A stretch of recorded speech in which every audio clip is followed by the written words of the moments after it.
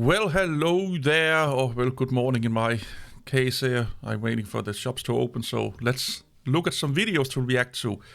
I found this one. PC gaming is in trouble if this keeps up, from Paul's Hardware. Paul's Hardware is one of the best tech channels out there, along with Gamers Nexus, J2Sense, Bitwit, and all those. Been following them since they kind of started out. Yeah, I'm that old. So let's see what Paul's Hardware is saying about this. This is from February the 5th. It's about a month old. I actually didn't see this coming up. Well, it probably came up in my notification, but I've totally forgot about it. During the AMD earnings call on Tuesday, as reported by both PC World and PC Gamer, representing the macro and the micro in the world of PC-related news, the industry-wide outlook for this year is a bit dismal. Earnings and sales dropped towards the end of 2022, and companies are tightening their belts for a lean year in 2023 as consumers limit their spending. It's just too expensive. When I upgraded my graphic card the last time, it was half the price of a console, if not even less, for like an entry-level graphic card. I kind of got the same deal this time here because I bought an Intel Arc A750. But if I went with a AMD or a Intel GPU, I might as well buy a console, because I get a full-blown gaming machine with controllers and everything. My good old newly designed controller I just designed myself. You know, you get controllers, you get, sometimes you get headset with them, sometimes you get a bundle with some games and stuff like that. And what a entry level, like a 3060, 4060 and entry level AMD equivalent, they cost almost as much as a fucking console nowadays.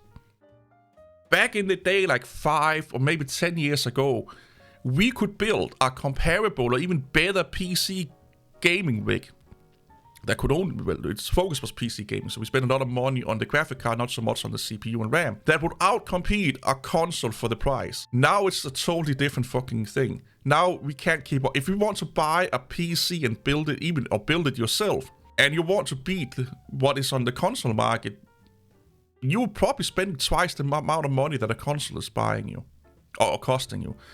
So little Billy, you know, that are doing his good old after school work jobs, flipping burgers, blowing mawns and stuff like that, he could get a good gaming experience on a console, or bend over on that AMD, Intel, and Nvidia, ram it up his fucking butthole and give them twice as much money for lesser experience. It makes no sense. It is killing PC gaming. It really is.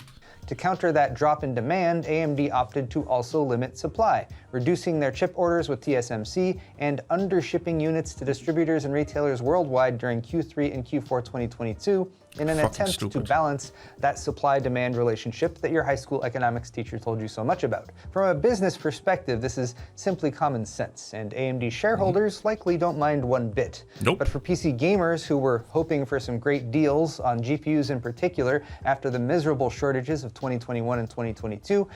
So let's look at this here. An ATX 480, that's a high-end card, okay? That's a really high-end card. I think the entry-level Xbox or Xbox Series X, is that $500 or something like that? Heck, a Mac Mini is about $500-600. If you go with the high-end Mac Mini, $1,200. Yeah, about $1,200.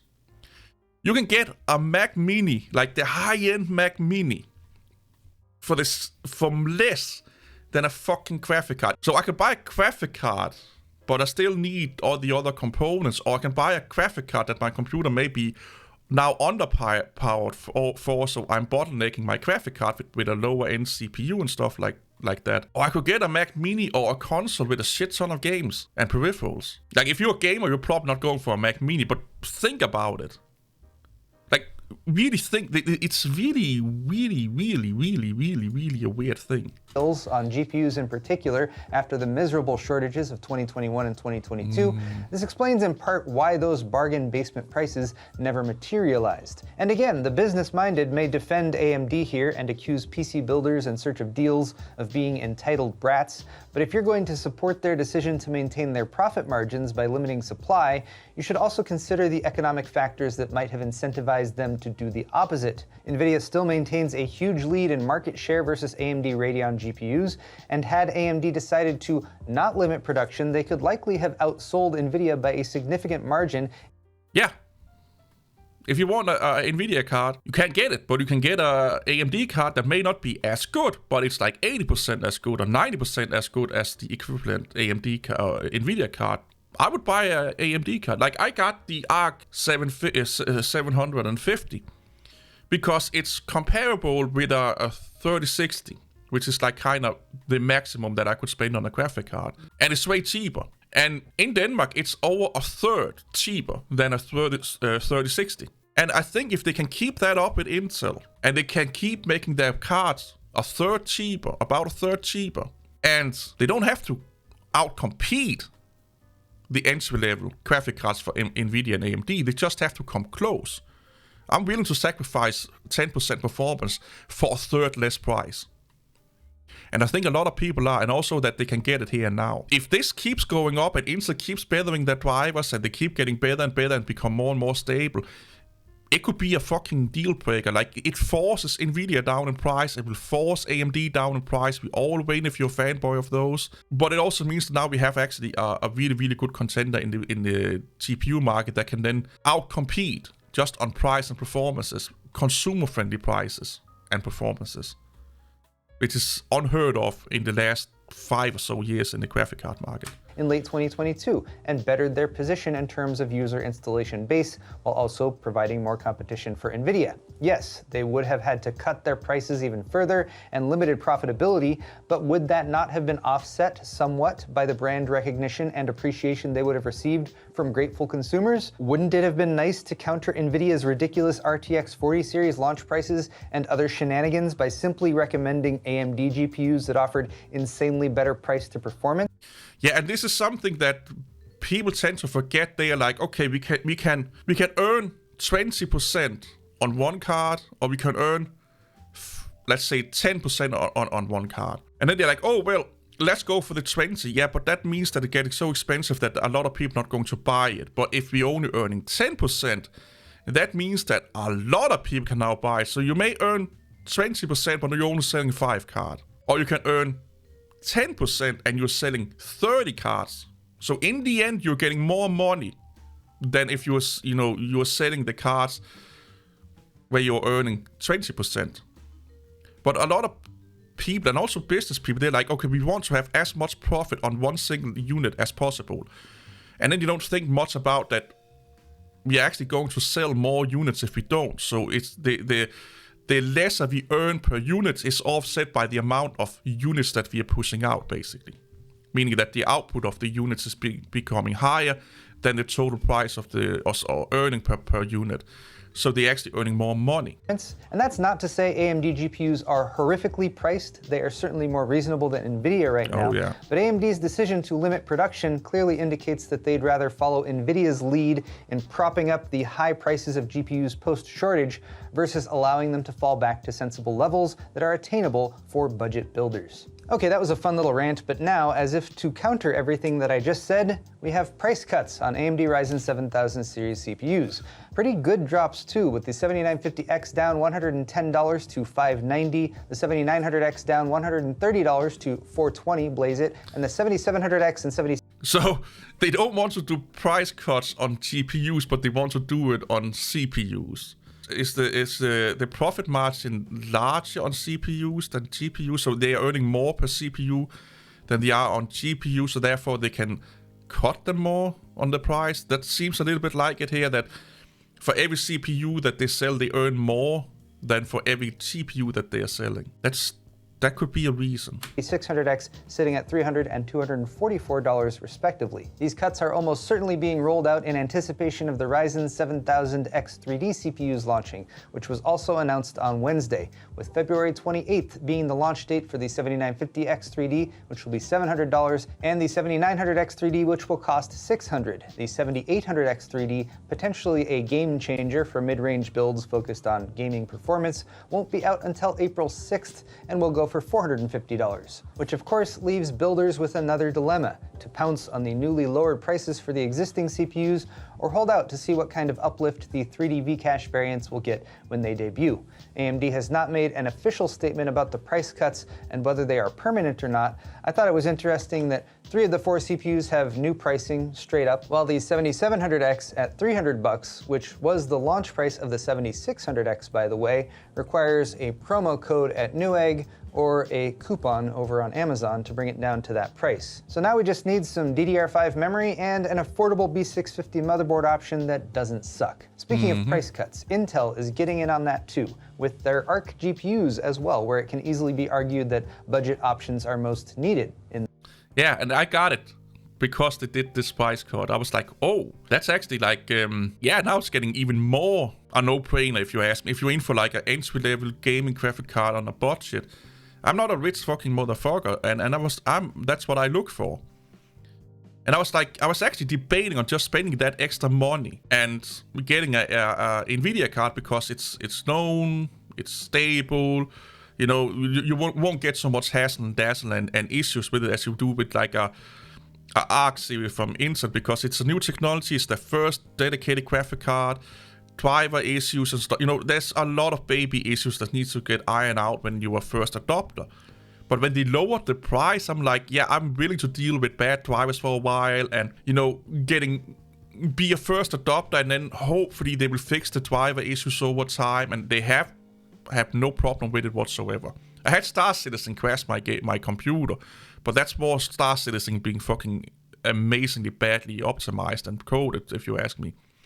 Any other game I play on this one here, on my A750, no problem whatsoever. Not like, yeah, could I've got more performances by spending a third more on a Nvidia card? Yeah, but for what I'm doing, and what I tend to do is I lower the shadowing a little bit and stuff like that in my games. I don't care that much for shadowing. If I'm running around and pew-pewing people in the face, I don't stop me. Ooh, nice shadows in the plot splatter over there, or oh, look at that door frame shadow while I'm shooting him in the face. No, I'm shooting him in the face. That's what I'm, you know, focusing on. In the graphics card space. Specifically, the Arc A750, which debuted last year for $290 MSRP, can now be purchased for $250. And it actually appears to be in stock at Newegg at that price, add to cart. So hooray, the A750 is a good performer at 1080p and can handle 1440 as well. It has some up-to-date features like an AV1 encoder and actually decent ray tracing performance. It still needs a system with resizable bar support for maximum performance,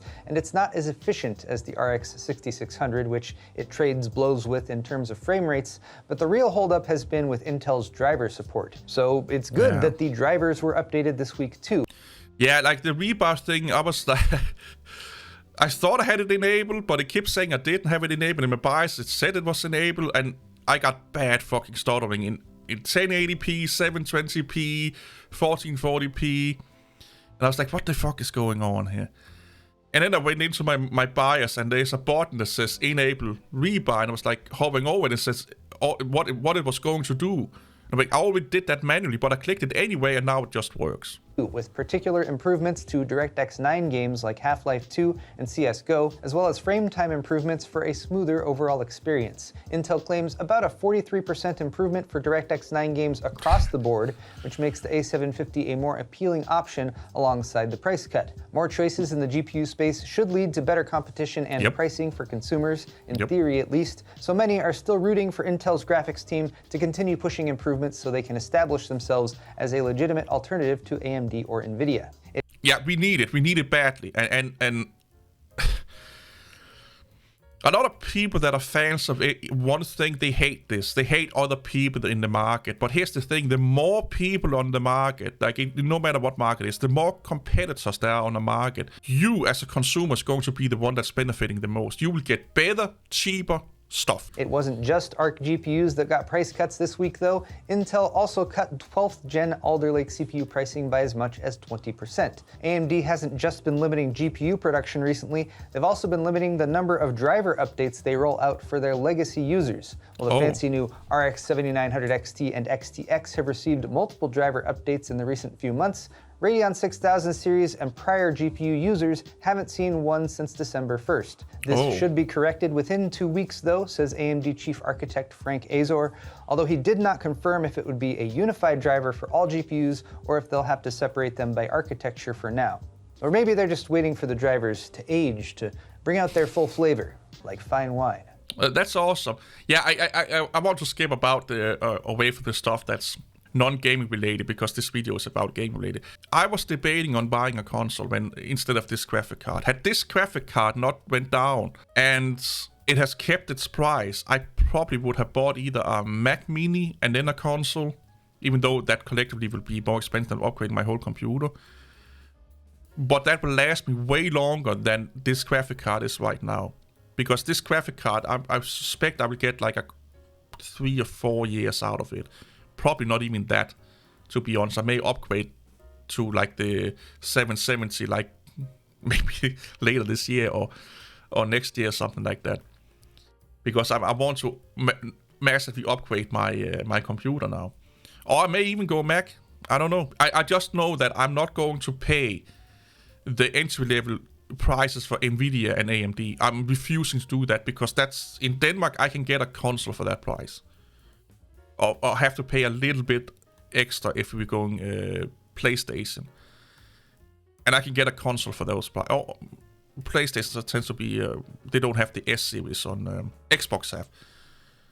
But still, if I had to pay 50% extra for the PlayStation, I have the, how long is the lifespan on that, you think? Maybe they have like 5 or 6 extra years in it before a new PlayStation comes out. The Xbox Series S is really great for 1080 and 1440p, and I have a 1440p screen. I don't need 4K gaming. I don't have a 4K screen. The Series S is definitely cheaper than the 60 series, the 3060 and 4060 when that comes out. The only reason why I'm upgrading my computer was because of the price cut on the A750. That was the only reason why I did it. Because it's like, okay, now it kind of makes sense. Because now I can't buy any console that is worthwhile gaming on a 1440p resolution.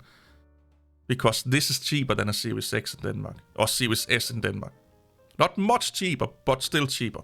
And now I want to upgrade I may upgrade the CPU and motherboard to an Intel. Going over with Intel. I've been using AMD for almost 7 years now. About 7 years now. So I kind of want to try the Intel side of things. But I may just stick with this right now because it's gaming really, really well, and buy a Mac Mini.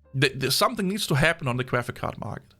Intel may be doing what AMD did with the Ryzen series CPUs to Intel. Give AMD and Nvidia a massive kick in the butt. So they stop nickel and diming the consumer. They stop being predatory towards the consumer and stop expecting more and more and more money for the consumer, because now we could be like, you know what? Fuck you. Yes, the Arc series may not be as good. They may not have as many features. They may not be as stable yet or as proven yet. But it's a third, 50, or maybe not 50, but a third or 2/4, but that's 50%. Yeah, a third plus cheaper than a comparable AMD and Nvidia card. And then the consumer be like, I'm willing to pay a third less, but only losing 10% performance or 5% performances over the board, on average. There will of course be places where the Nvidia or AMD is doing better, or the other way around. And that could upset AMD and Nvidia to the extent that they are now going to lower the prices, and then you win as a consumer. See you all later. Have an amazing day. Bye bye.